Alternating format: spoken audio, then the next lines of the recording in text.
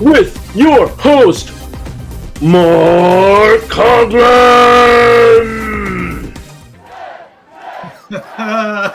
Hello, everybody, and welcome to the Tesla Life number 353. Here we are on the 3rd of April, 2024. Another new month has turned the page. Welcome, everyone, to the new month. Man, the carousel is just getting faster and faster.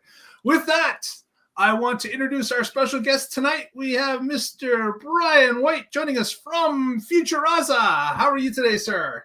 I'm doing so good. My goodness, what a week it has been. Don't let the haters get you down. They've got their own motivations, and I don't listen to them. Stay Good juicy. advice. Good advice for us all. Absolutely. Absolutely. Joining us as per regular, we have Mr. Casey Green joining us from the Mid-Atlantic. How are you today, sir? Doing all right today. Those of you that are used to me trying to find my window at the last minute, this one's easier to find. It's got a big speaker on it. Whereas the news is just pick the window. And also joining us, Mr. Patrick Connor from the West Coast. And today, he's not a ghost. How are you today, Patrick? That's good. Yeah, I'm on screen. This is the only place I exist. Is right here within this rectangle. That is me. Yes. Hello, Tesla Nation. I'm excited to be here. It's always a fun time. And I'm always happy when Brian joins us. You're informative and funny, which is a hard combo. You're a great guy. Thank you. Thank you. I don't know how many of you caught my very special April 1st announcement, but I had a fill-in host yesterday. And even though using my left arm is not my ideal situation for puppetry, I'm still confident I'm the best puppeteer in the Tesla world. Oh, I have not seen that one. I will definitely go check it out. Yeah, we were maybe hoping for a cameo from Jack for just a second. Say hello, Jack. That might happen. Stay tuned. Stay tuned. Excellent. There was one that really caught me off guard about Starlink today.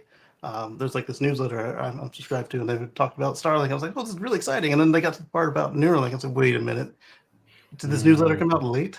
And sure enough, it was published on April 1st.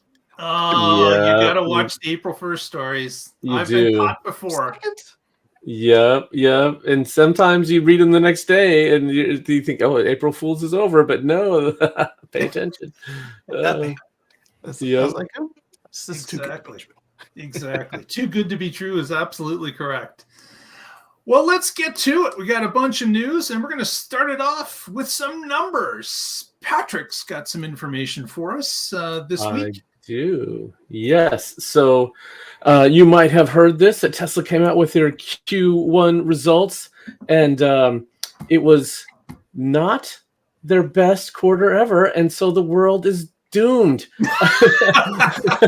This was their second best Q1, not their best ever. And so, of course, the market, as it always does, overreacts to this stuff. And so let's see if we have the actual numbers here. I'm looking at an article from Drive Tesla Canada. Tesla reported its production and delivery figures for Q1 of 23. The first time in a long time, the figures are down quarter over quarter and year over year. Tesla's long been riding a wave of production delivery growth. Go ahead. You mean a year is a long time? They do this every year. They're always if you look at Q1 over Q1 of last year. Q1 over Q1. Okay, I thought they were saying just in general, like all their Q1s are low. Right. Q1 is for the auto industry in general is usually a down quarter, and there's a lot of reasons for that. But very few people buy cars for Christmas. Yeah, it's and who wants to go out in January, February weather and go car shopping in the rain? Nobody wants to do that. So anyway, those are usually down. It's usually a down quarter, and there were several other factors. Well, okay, first of all, Tesla warned us in the last call that the between growth waves, and so not to expect big numbers. And surprisingly, it happened just like they said, and yet it's still a shock and surprise. So let's see. Yeah. Oh no, gloom and doom. That is the title of the show today. And so here are the actual numbers. We should discuss those. Tesla reported deliveries of 386,810 in Q1 of 24, down 20% from deliveries in Q4 of 23. Also down 8.5% from Q1 of 23. So that's the quarter over quarter and year over year numbers. And I think there's a lot of other fine points here we can discuss, but I think I'd rather just stop it there and let's just talk about what you guys think about that. Oh, I can't hear Brian. You're muted, Brian.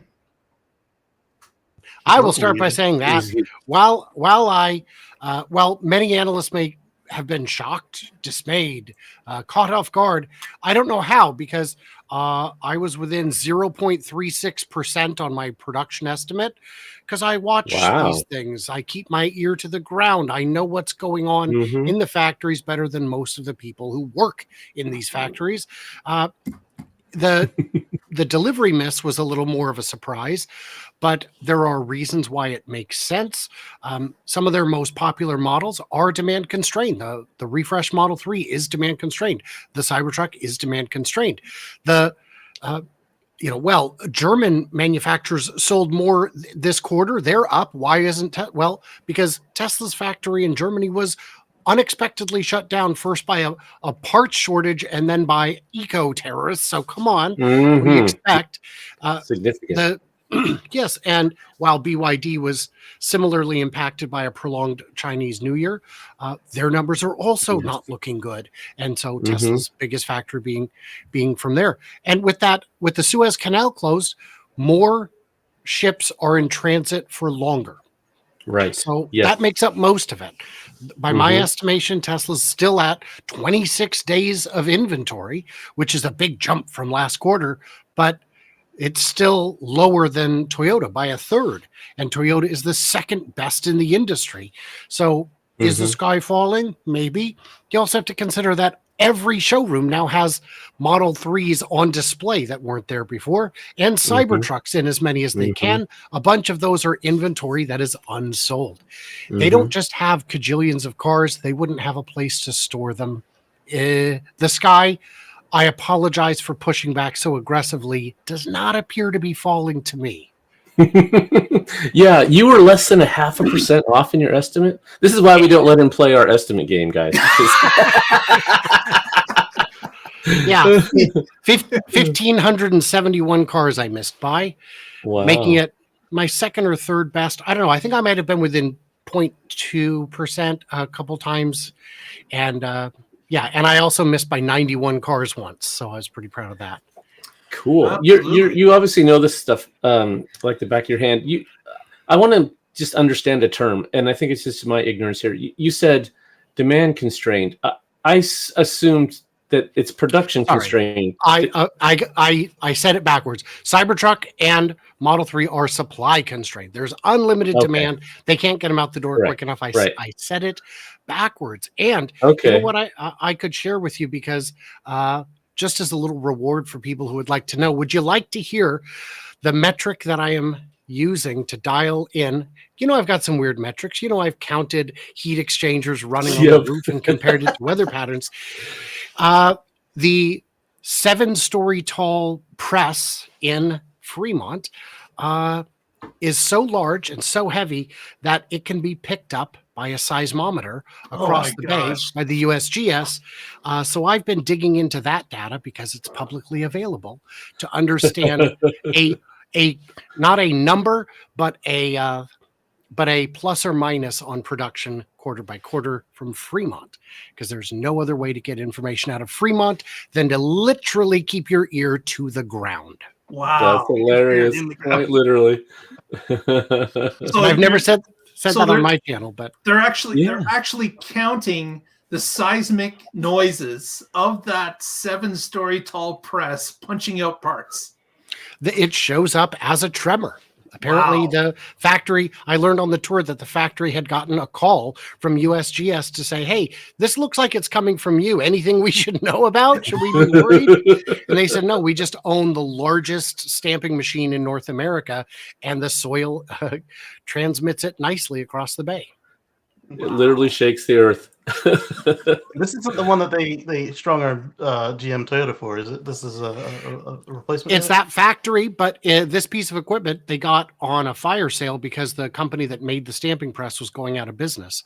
So they got it for very cheap. And this is not the GigaPress stuff. This is just normal stamping. Correct. Wow. But it's 3 stories below ground and 4 stories above ground. It is a real beast. And like all things great and large in Tesla, it has the logo on it in case you forget where you are. Very good. Very good. Well, with that, just wanted to comment a little bit on the numbers again. Wanted to say that, as Brian had mentioned, why is there this surprise? I think this is fake surprise because during Elon's last call, they were unable to even provide guidance for the year. And that was a telltale sign for me that besides them saying that they're going into a in-between growth phases, is that, you know, we're going to have some soft quarters. I wouldn't be surprised if we have another soft quarter. But as it all relates, you know, as Brian has mentioned, there's a lot of demand still built up. It's not like you know, Tesla has these huge lots of inventory just waiting to sell cars from. As mentioned, they don't own the property to put huge lots in place. They would have to rent it from others because they have no space like that. They ship them out to the individual locations, they sell them from those locations, and then they're restocked. So I don't see the big problem here, except that Wall Street just seems to be unrealistic, as in most cases it is. It's just the way they operate. It's not when Tesla would make the number or make their guidance, Wall Street would still punish them. So not a surprise when these numbers dropped, and of course there was a rather large hit in the stock price. So I would point out that we said Wall Street freaked out. They really didn't. The sell-off, we went down, 5% yesterday, got 1% of it back today. Not as bad as I feared it would be, considering the magnitude of the miss. Like you said, there is tons of demand for the newer, more exciting products. But the Model Y is made in 4 factories, 4 very high quality, high capacity factories, which means now is a very good time to be buying a Model Y.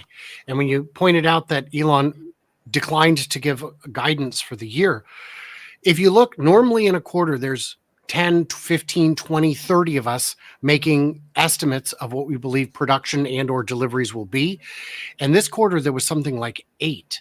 A lot of the usual names declined to make an estimate. James Stevenson did not publish a number other than his joke number of 420,069. And it was because everyone agreed this is a very hard quarter to predict. And I thought, is it? I've been on it the whole time, so I guess I didn't notice. But well, if you're following it every day, a lot of people came to the end of the quarter and said, I don't think it's going to miss, but the consensus is that it's going to miss. Surely my number can't be right. I'm just not going to publish one. And a good thing they didn't. They would have all missed. And yeah, even for deliveries, the most accurate prognosticator out there missed by 6%. And it was his worst miss ever. And he still heralded as number 1 because nobody missed by less. It was that hard to do. So the fact that we can't guess, and a lot of us are shameless in our efforts, means, it's real tough to get quality guidance to actually know what's going on. Do you think 2024 will be higher overall than last year? I absolutely do. The only, there's a very real likelihood interest rates will come down this year. If that happens, that's going to jumpstart everything. But the real question is how many more Model Ys can be sold? And I don't know the answer to that. When you're already number 1, you start running out of headroom. Exactly what I was going to say. I feel like they overbuilt the capacity for Model Ys globally, and that maybe they should shift some of those lines to Model 3 or something else. And with the news we had last week out of Texas, That might be something they're up to. It's entirely possible. I swear there was a story. I've never been able to find it again. That in Shanghai, they tested out building Model 3s on the new Model Y line just to validate that it could be done. I can't find the story. I've looked, but there would be, but I don't see why you couldn't. Why couldn't you? Especially, yes, originally they were 70% the same, but now we've got castings front and back where the Model 3 still doesn't. And we've got some other changes that would make the Model Y line, especially in Texas, quite different than the Model 3 line in Fremont. Not as different as the Model 3 line in Shanghai, but still quite different. So the other thing I expect to see that will jumpstart demand a little bit is that, there will, we lost him, is that I expect a light refresh of the Model Y. Not a full refresh, just an interior refresh where we see what we saw in Shanghai, which is just bringing the parts in common like we saw, so that they don't have two different sets of interiors laying around. They can just use the same interiors twice. And that could kick up demand significantly. I'm surprised they haven't done that yet. It was as if they were planning to do the full refresh, and then it just didn't happen. Well, I'm not expecting a full refresh yet. I know a lot of people were expecting it right on the heels of the Model 3 refresh, but they got to test it out, figure out what's wrong with it, how to do it better, cheaper. And the problem, the partial was what threw people off. Oh yeah, the partial, exactly. I don't see a reason to delay, and I've seen some speculation that it could be. If you check the order page today, apparently you cannot custom order a Model Y today, so maybe that refresh is happening. And there are also deep discounts on inventory Model Ys today, so that could be happening tomorrow. Who knows? Those are the things we see as harbingers of a change coming. For sure. And there's some excitement around all of that. And the problem I have on the Model 3 refresh, I was able to see it coming miles away because I had one part supplier and then a second part supplier who reached out to me and showed me the parts. With the Model Y, the parts are in common with the 3. I don't know if I'm going to see them. I don't know if they'll be significantly different enough that my people will even notice that they're what they're for. So I don't expect to see a smoke signal on that one. Well, that's kind of interesting. What does the panel think when it comes to Q2? Are we going to see a little bit soft numbers? Do you think it's going to come up as higher than Q2 of last year? What would be your thought as if interest rates remain the same as they are today? What's going to happen in Q2, the next 3 months? My guess is they're going to get darn close to the actual number. They're not going to do anything spectacular, but I think they'll either match or slightly beat their other Q2 from last year. I know they'll beat this quarter. Yes. So my belief is they will definitely beat this quarter, and I believe they'll beat Q2 of last year, because we will have the Model 3 at a more full ramp. We will have the delays from the shipping around Africa not sorted out, but baked Just in. before. Yeah. Yep. Berlin should be back up to full speed, and Cybertruck will continue ramping. Next quarter, Cybertruck deliveries will easily double this quarter's. It would have just been nice to know what they were. Yeah. So, do you guys heard where they said that they weren't going to have the new Model Y this year? They didn't say that it wasn't coming to China ahead of time like it did last time with the Model 3. Do we think that we'll see that this year? Obviously, it's not going to happen in North America based on the way they phrased it. If you kind of read them the way that you used to have to read Microsoft. My guess is they're going to follow the same timeline that the 3 did. I think China is going to lead. There's no doubt. China got the first upgraded parts because their parts being ran out. They had to add new parts to the assembly line, and they said, why are we going back to the old parts when the new parts are coming anyways? We may as well do a little bit of a light refresh on the inside of the vehicle, and we'll load those parts in because we know it's going to be replaced anyways. Makes Some of the sense. best parties have light refreshments. I'm doing my best to keep it PG, you guys. We appreciate that, Brian. Very good. Very good. Well, let's move on. Brian's got the next story up on deck, and this story is a little bit about some batteries. What types of batteries? Who knows, man? It's a great mystery. The big question a lot of people have been asking me and others is the compact. What kind of batteries is it going to have? One of the objections that I saw from people who get paid a lot of money to be smart and defy their role in such a position is that they should have skipped the Cybertruck and moved straight to the compact, to which I said, the compact's going to be rolling out in huge numbers. 2 million, 4 million, maybe even 2 to 4 million per factory. If you're doing that, you don't have enough batteries. Where are you going to get them? So the question was asked, is it going to be LFP batteries or the high nickel ones? And I believe the answer is they will be LFP batteries. We know that Tesla has already purchased equipment from CATL that will just make it, that will allow Tesla to make LFP batteries in-house. Now, when I saw that, I thought maybe it's just the equipment. It could be used for anything.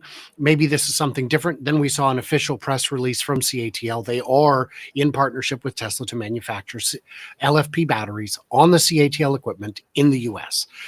So if Mexico is the first large-scale factory to build the compact, we know Chinese manufacturers are already looking to set up battery shops in Mexico. And while China is good at making batteries of any kind, they're very good at making LFP. And the beauty with the lithium iron phosphate batteries is they don't have cobalt. They don't use manganese. They don't use nickel. And while cobalt is absolutely a conflict mineral in many places, if you buy yours sustainably and responsibly, that doesn't mean that someone else isn't going to just snap up the rest of the supply.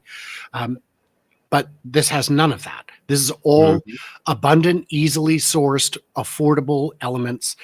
And the energy density in these packs is sufficient to make the compact model happen. So to conclude on that, what I'm saying is, if they had skipped the Cybertruck, yes, there are enough batteries today, but that wasn't foreseen a year ago that there would be. But if you'd skipped the Cybertruck and went straight to the compact, it would have been a year ago. And there definitely wasn't enough batteries a year ago, even without this unexpected slowdown from some of the other manufacturers.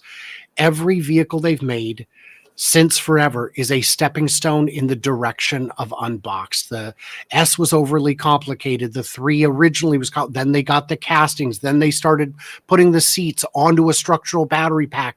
The unboxed is coming together, and you can't get there without the 48-volt architecture, which is something you don't want to jump into on a 2 to 4 million part unit project. Right. You want to sort it out on something much smaller that you're going to ramp slower, like the Cybertruck. And the same with the steer by wire. That is a critical element to unbox, because you can't. I asked an engineer, why has no one ever done unboxed? He said, we've been talking about it for 40 years. You can't do it because you've got a wiring harness that runs the length of the car. Well, now you don't. You can just connect them with pins. And you've got a hydraulic system for your brakes and your steering that would span multiple segments. Now you don't. You can handle both of those by wire, but only if you've got the juice to adequately turn the wheels and stop the car. That's 48 volt we're talking. All the pieces start falling together. Yeah, Cybertruck is unboxed light, basically. Plus all of the components that you're going to need for this cheaper car are already there. And then not only do you get to test them out at scale of manufacturing, you also get to hear the feedback from seasons around the world. Well, at least a couple biomes in the one continent. And you can dial that in a little bit before you go and do it 3 million times. Yeah. And so I hope that was a good answer. Yeah, that makes sense. And of course, it doesn't hurt that CATL is hinting that their batteries are going to be used in the mass market vehicle. So, of course, CATL is not looking to shoot themselves in their foot, so they're being vague on what they're saying. But they don't want to really upset Tesla, so that makes sense why they're being vague, but they are kind of pointing that the compact or the ModelNext is where their batteries are destined to be found. So not a surprise there, but I really like the talk about the unbox and how putting these components together over time in the Cybertruck is going to allow them to field test it. It's going to allow them to see what kind of service is going to be required. It's going to allow them to see how it holds up in just different weather patterns.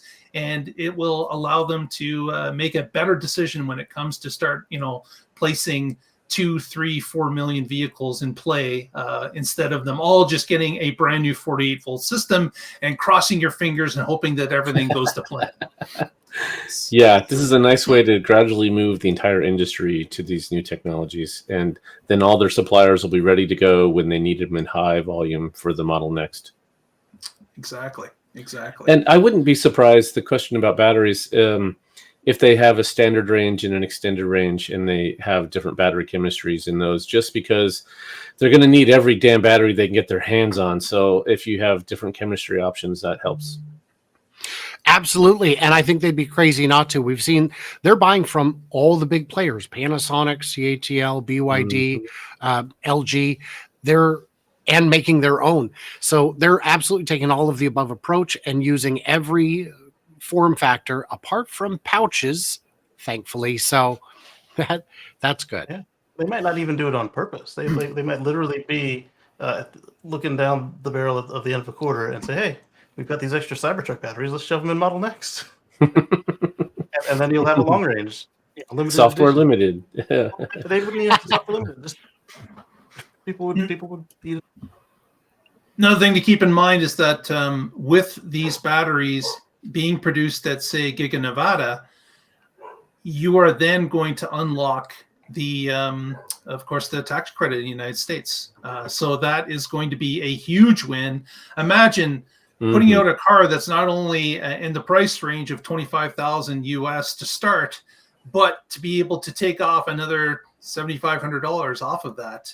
Man, that makes a compelling car to buy. And looking at what is out there available in an ICE version, nothing would compare. So it would just make no sense. So, making that 2 to 3 can ramp to 4 or 5 million quite quickly if the public catches on to this deal, and if Tesla can actually continue to produce enough batteries to fill those cars.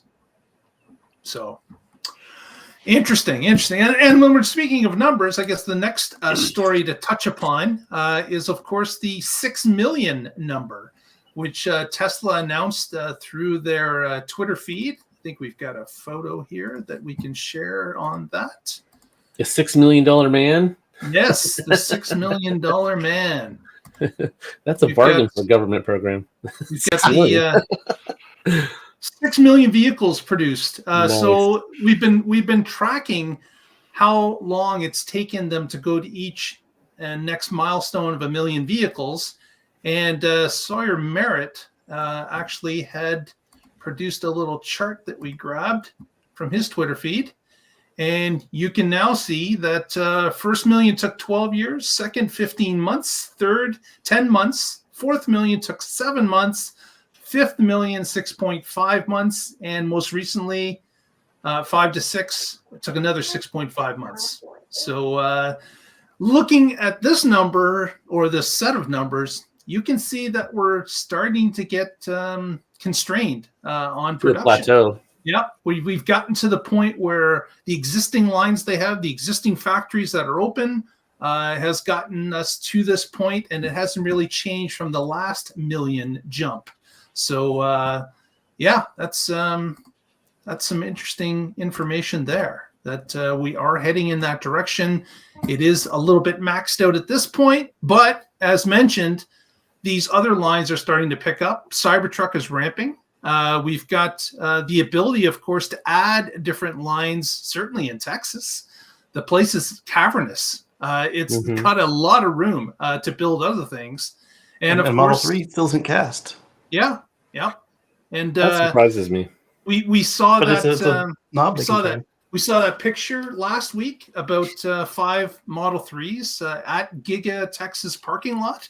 just sitting there in the outbound lot. Wouldn't it make sense to start to dial in Model 3 at Texas, where you've got all that extra space? You've got the Model Ys that are now on their proper ramp, and you can concentrate on some other things. You know, you've got your A team maybe working on the Cybertruck, and you got your B team maybe looking at how can we start a line of 3s and Don't forget the to largest build in Tesla some vehicle. redundancy for Fremont that we always want to have. So. Yeah. But don't forget the largest vehicle is about to ramp this year as well. You know, Brian counted every person in that photo and figured out the productivity per head. You know, I used to do those videos where I would count how many cars were in the employee parking lot, and I had to stop doing them because some jackwagon would come along and instead of saying, "Oh yeah, great video, go watch it and subscribe," they just give the number. It's like, okay, so that was 6 hours of work to do that, but okay. It's like, well, you could have just given us the number, right? Yeah, you gotta. Somebody has to pay me. I love doing this, but not enough to do that. So let's not be crazy people. And Casey, you were referring to, of course, the semi. Yes. But that's going to be still a low number. It's going to be lower than Cybertruck, but it's going to take up a lot of batteries, but it's going to be a low number. Yeah. Yes, and you'll know we're excited when we've got a semi. But no, the thing with the Model 3s in Texas, I can think of a bunch of reasons there would be Model 3s in Texas that have nothing to do with production, except if they're in the outbound lot. That's a real head scratcher. The outbound lot was weird. Right, you're looking at going that. I mean, if they were anywhere else on the lot, I wouldn't think twice. I wouldn't bat an eye. But that's a weird place to put them. But there's only two theories that make any sense. It's one, they're getting ready to do something with that out of the factory, or two, this is going to be another like mixer hub, and this still put it in the outbound lot like that. It's just magic itself there. It was weird. Nobody saw it unload. It was just there. Yeah. Or did the logistics really drop the ball on this one? It is not insane to say maybe they were shipped to Europe and then from Europe to the port of Houston, and maybe these are actually being dropped off as an inbound item, but that's a real strain. Yeah, that's even more of a mixer. I was thinking like out of Fremont or something to get them out.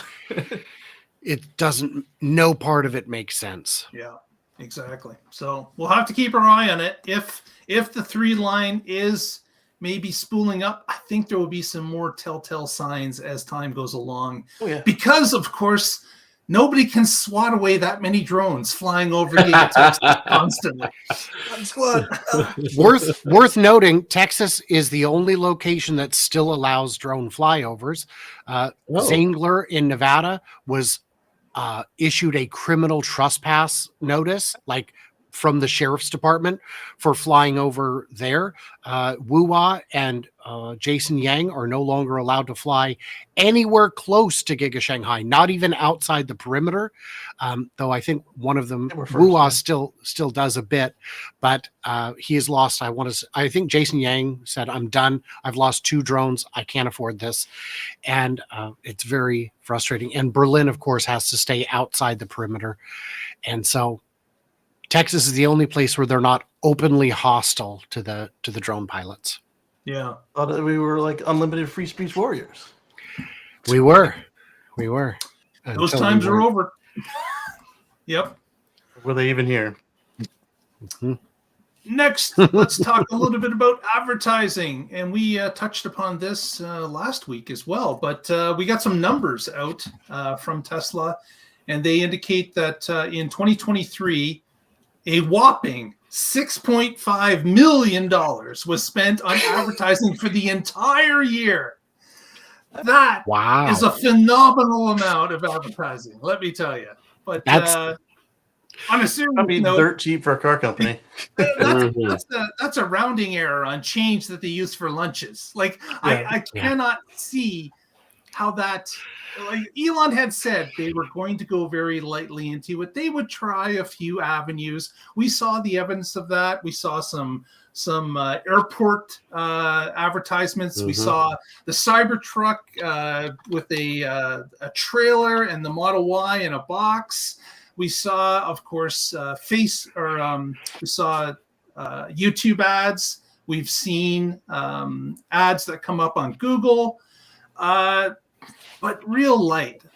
I think that Tesla starts to at least think about what can we do to get a little bit more serious when it comes to this. I realize they sell everything they make, but I think it's a mistake not to maybe whet the appetite of the public that may not be aware of Tesla as we are and other owners are.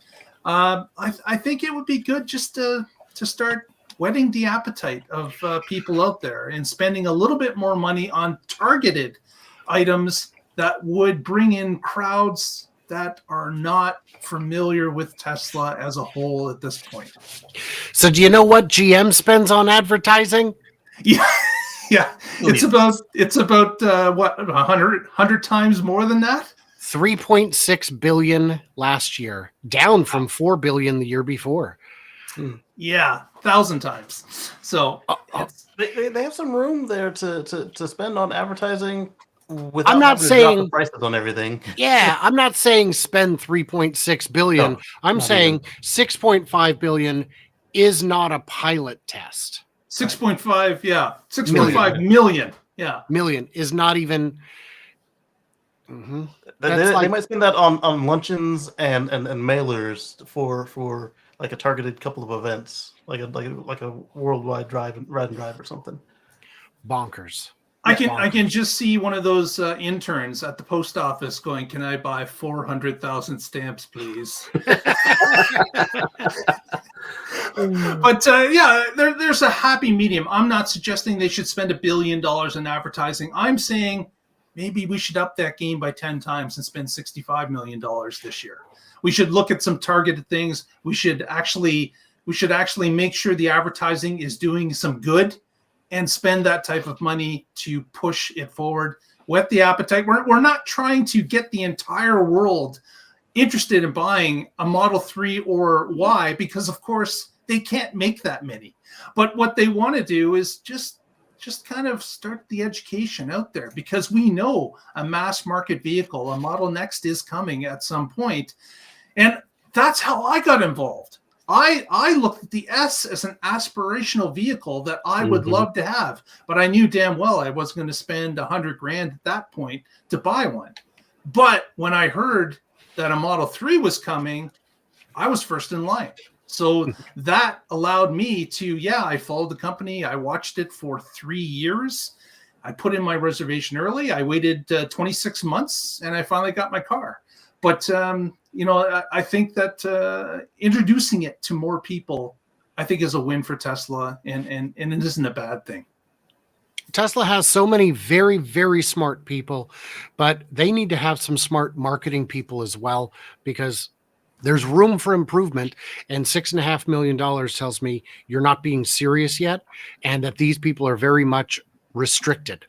When Tesla employees are free to, when they're unbound, they do well. And again, we're not talking billions. We're not even talking hundreds of millions, but $6.5 million strikes me as a number too small. That's $3 a car they spent advertising.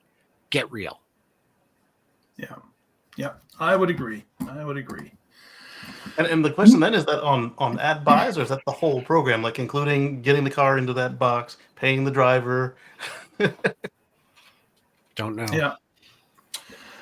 Next, we're talking about satisfying some legacy customers, and Casey probably has a few things to say about this next story. Yes. What happened, Casey?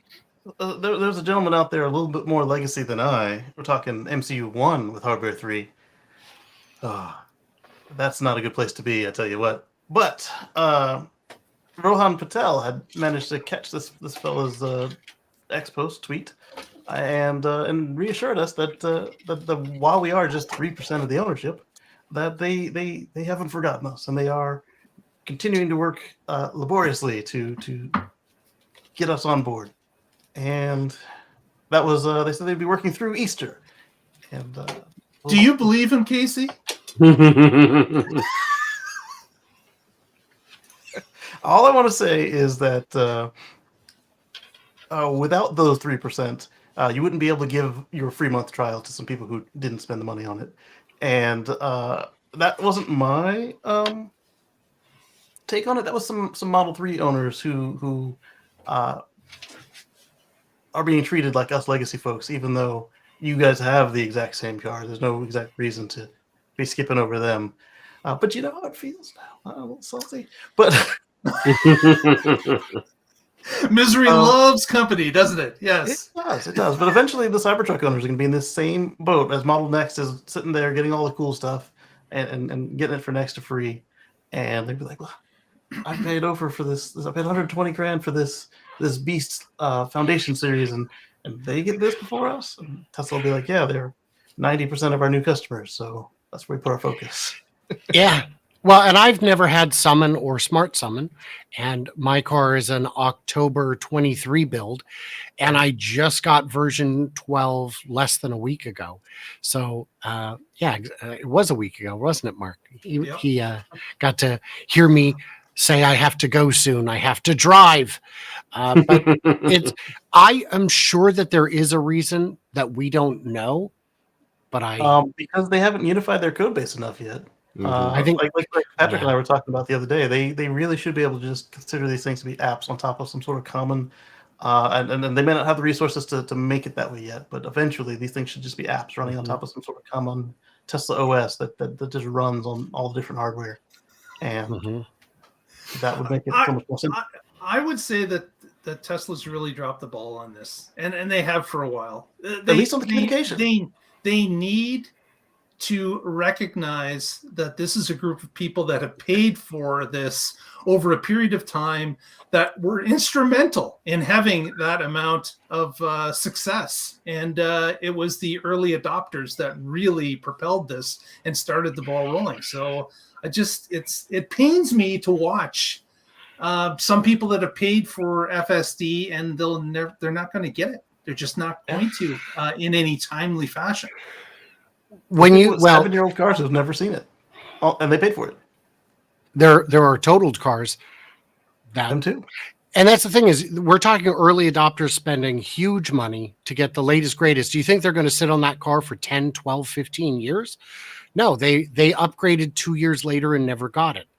And I don't even know how you deal with that in the accounting, because, there's the holdback while the product is still being developed.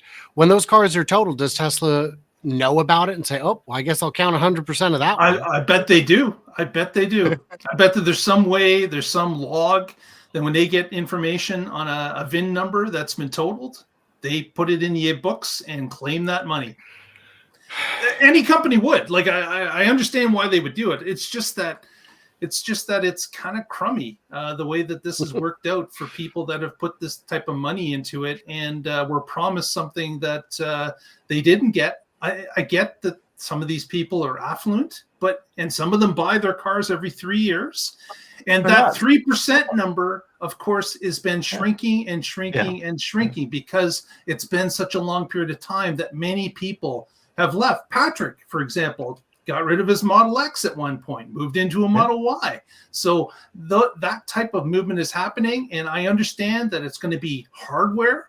There's going to be, it's going to be painful to do this, but I think they really have to do it. Like this note that we got, but they're working on it, but they can't say anything about a timeline. I'm glad he didn't say freaking 2 weeks. Well, there is that. But you'll notice he also didn't say this year. Ooh, yeah, ouch. he didn't. He didn't say this year, and that's the thing. Is that that's true? It's still a number that's kind of floating out there, and I wish they would take care of it. It's not like they're not large enough now that they could afford to put a small team on it and figure out what they're going to do, or go back to those owners and offer them something, because they're not going to get it. Here's a non-expiring coupon for your next model. That's whatever. Right. Exactly. And when you're ready, we'll. When you buy it, guess what? FSD comes with it, and it's free of charge to you. because Yeah. you were one of the originals. You were one of the people that helped us out when we had no help.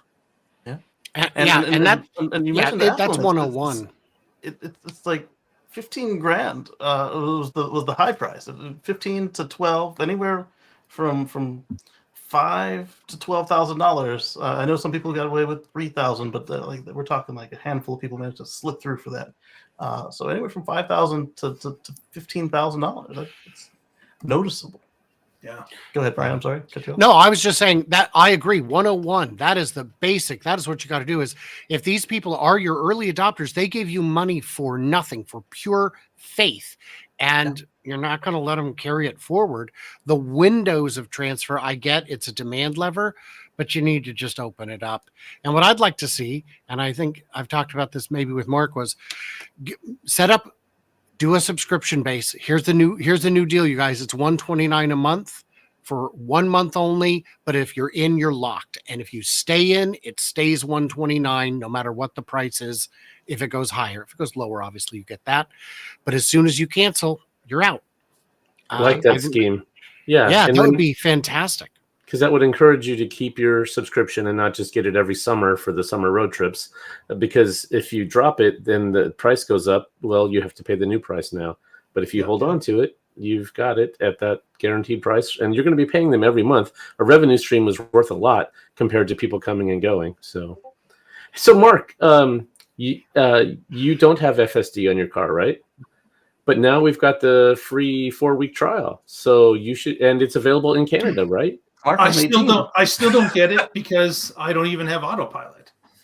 So I would need the hardware in order for it to do it. So right, but I do have a nephew that's coming over Friday who has a Model 3 that has it, the new FSD version 12, and we're going to be out on the roads producing mayhem here in Southern Ontario.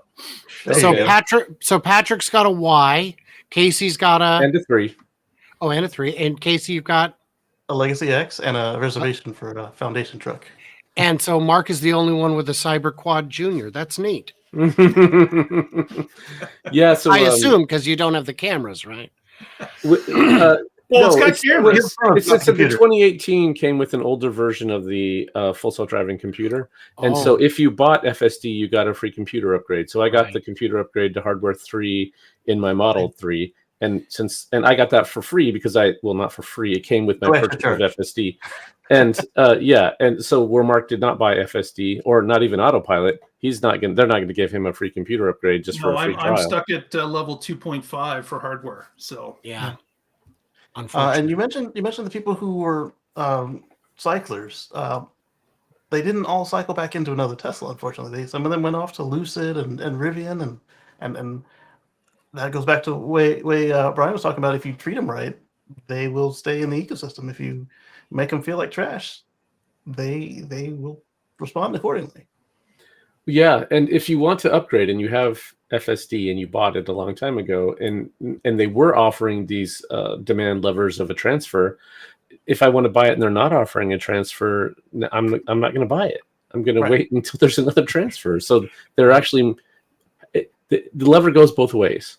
If you pull it sometimes, when you're not pulling it, you're not pulling it. And now that I know that that's an option, I'm going to wait for it. Well, they've never pulled it when I'm ready to make a purchase. Is my problem. Yeah, I'm not going to stretch myself into the street.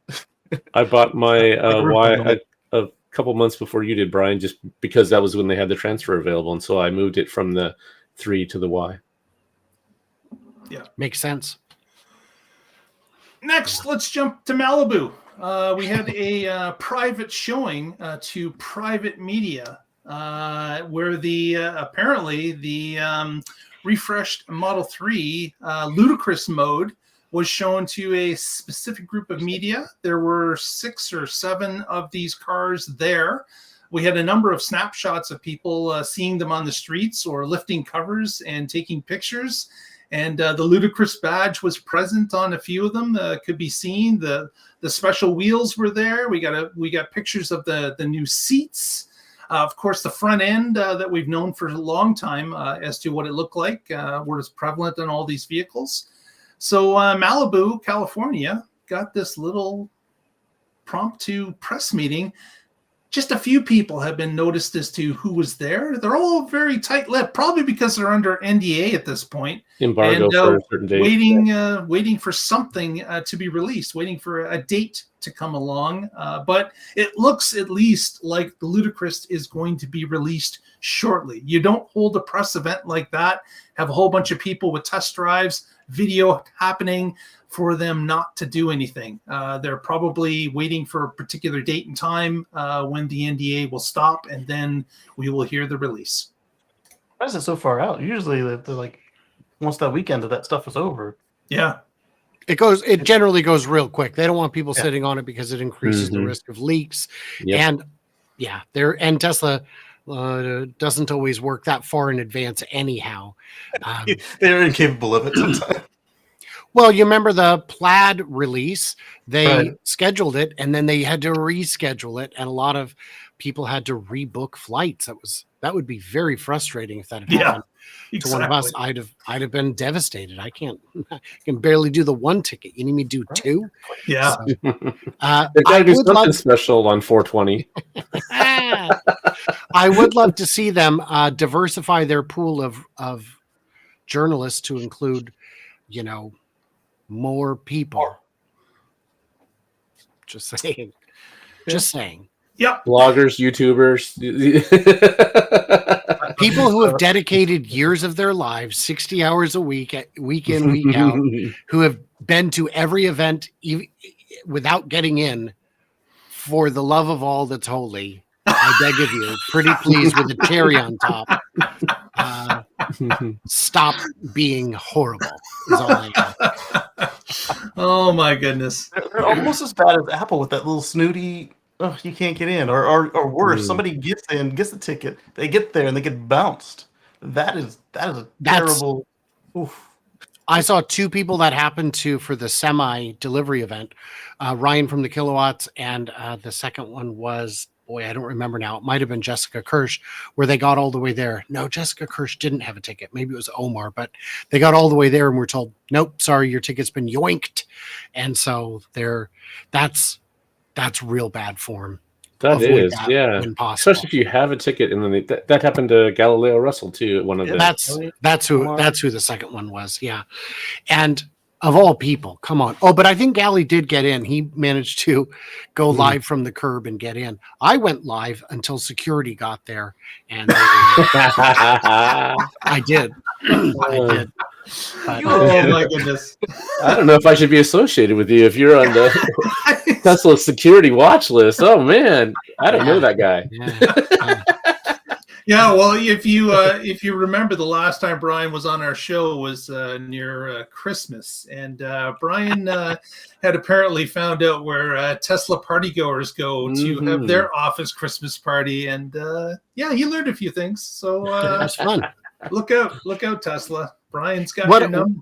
What I keep telling Tesla and everyone is, if you want me to play nice, play nice. When I went to the factory tour, they said no cameras, and I am their guest. I honor their rules, no cameras. But you know what? If you don't let me in and I'm not a guest, we don't have no rules. So I didn't sign no NDA. Yeah, there isn't an NDA on the sidewalk. So right. There you go. We hang black curtains up. Last story of the evening, want to touch upon this. Cybertruck was spotted, was actually tested at an EA charger recently. And what was interesting about this is it was able to hit 330 kilowatt at its max at an Electrify America recently. Now, we've talked about this previously. Cybertruck, of course, we believe is limited by the rollout of the Cybertruck. They are testing the batteries. They are trying to figure out if it's holding the charge that they expect it to do. They are seeing if the Cybertrucks that are charging at an acceptable rate.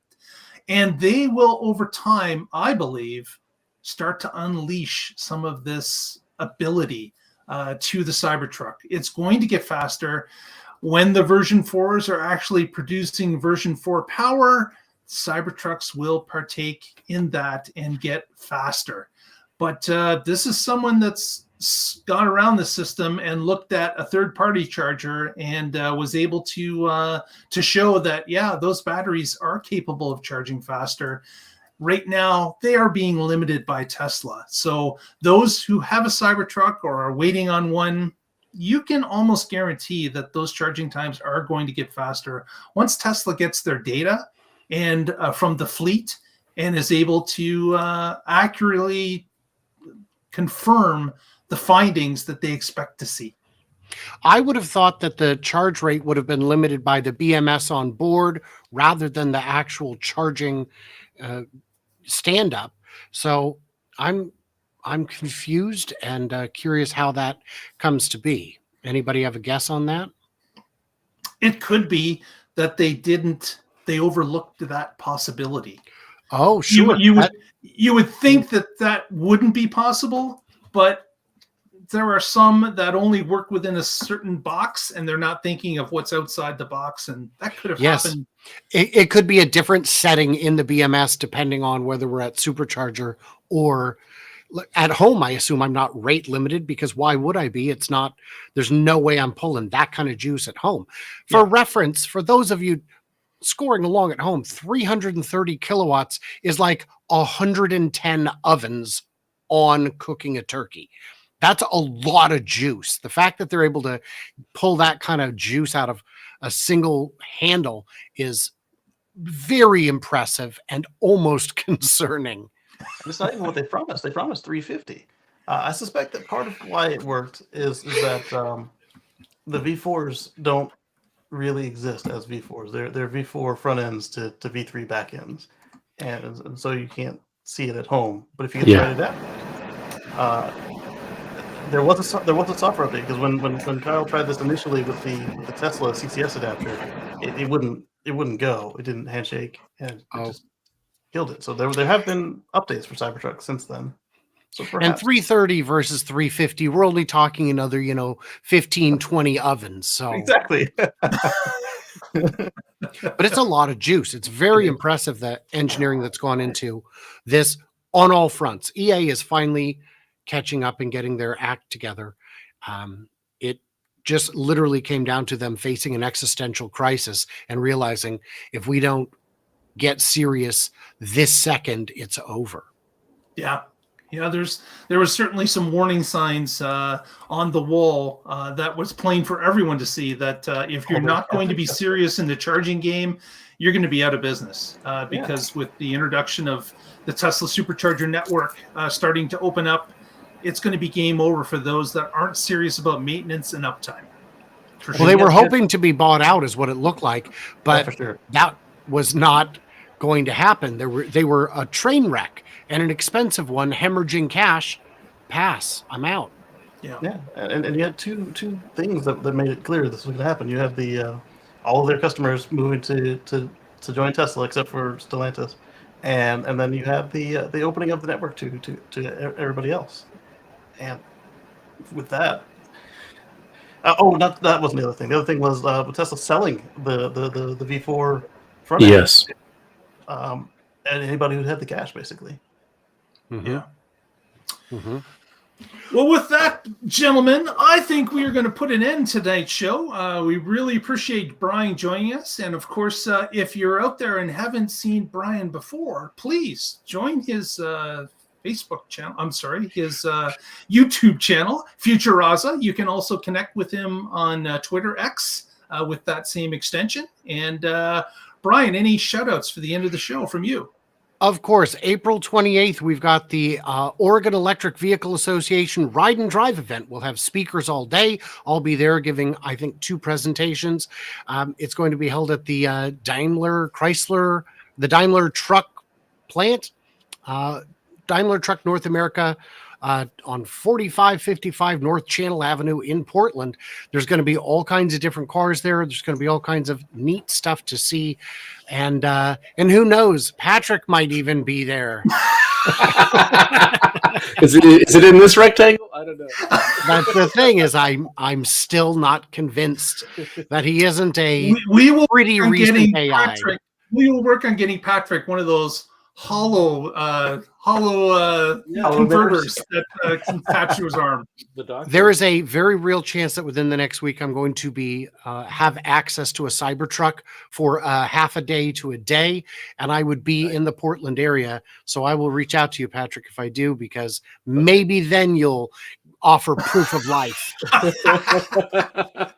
That might be enough to drag me out of my house. I really don't like leaving this place. It's nice. But you would for that, I bet you. Yes, yeah. And Brian, what's this thing about Michigan coming up? Can you tell us a little bit about that? Absolutely. June 15th, Michigan's having their big Tesla Owners Club event, and it's going to be pretty huge. It's going to have Sandy Monroe, Dirty Tesla, Bearded Tesla, Jan from Tesla Fix, Best in Tesla, Lars will be there, wow. Kyle Connor from Out of Spec, me, of course. It's going to have a whole bunch of people, Matt Smith and Bradford Ferguson from A Billionaire, Dr. Know-It-All, Dr. Scott Walter. We've got too many doctors and not enough patients. So we need everyone to come out. It's $10, and it's going to be a huge event there at the lakefront in Muskegon, and we're going to, have some fun. Absolutely. I'll be there as well. And we look forward to a great day on the shores of Lake Michigan. And of course, you can find more information on that by just looking up Tesla Owners Club of Michigan. And they have a webpage already up there. So with that, on to Casey. What do you got for shout outs for us, Casey? Well, on last Friday, I managed to get myself a Model X with the version 12 software in it. And while it is an improvement over what I've got at 11.40.4.9 and a legacy Model X, it wasn't the miracle that everybody except for Patrick is saying that it is. It was nice. It was an improvement. But to hear the rest of my thoughts on that, check out my short show from Sunday at Sundays at 1:10 Eastern over at youtube.com at Casey Green. We do a Let's Chat with Casey and Friends and catch some surprise guests. And it was just a short week overall for me. And a good portion of that show was talking about my drive with 12 point, I don't even know what version it was, 12.3 point something, but it was on a 2024 build. So that gives me hope that Rohan wasn't just stringing us along there, because my car is on a 2024 build. And there's hope. Very good. Patrick, any shout outs from you? Yeah, I've got a new one. I want to give a shout out to Disneyland of all places, because why? Tomorrowland, they are ditching their fossil fuel cars. Oh, finally. Yeah, it made no sense to have this vision of the future to have fossil fuel vehicles there, because I want a future free from fossil fuels. Well, this is the biggest news out of Tomorrowland since they got rid of the leaded gas. Yeah, exactly. Yeah, and there's a bridge that we were standing in line for some ride, because that's what you do at Disneyland, and it was over top of this of Autotopia, and just smelling this stuff, and just like, oh, come on. Yeah. I mean, standing in line's bad enough, but if I have to smell gas at the same time, 75 go-karts burning fuel all day long. Yeah. So thank you for finally getting rid of that. And Disneyland has a special little place in my EV heart, because my first EV was a Chevy S10 EV, an electric pickup, and it came from Disneyland, where they used it for landscaping and other stuff around the park. And when they were done with it, it went to auction, and I got it, and that was my first EV. And I used to call it the happiest truck on earth. Yeah, so Brian covered my normal shout out to the OEVA, so you can check that out. And right on the cover page is the splash screen that talks about the event that he was referring to. So if you're in the area, go check that out. And I blog occasionally at carswithcords.net. I just did a trip with FSD again, and last week I swapped from snow tires to my all seasons, and so range is improved, and that's always nice. So yeah. You can check out carswithcords.net. Thanks. Very good. Well, with that, we will wrap it up. If you haven't already, please give us a thumbs up. Press that subscribe button. It helps a little channel out like us, and we would really appreciate it. And with that, we'll be together again and check out what's happening in the Tesla life.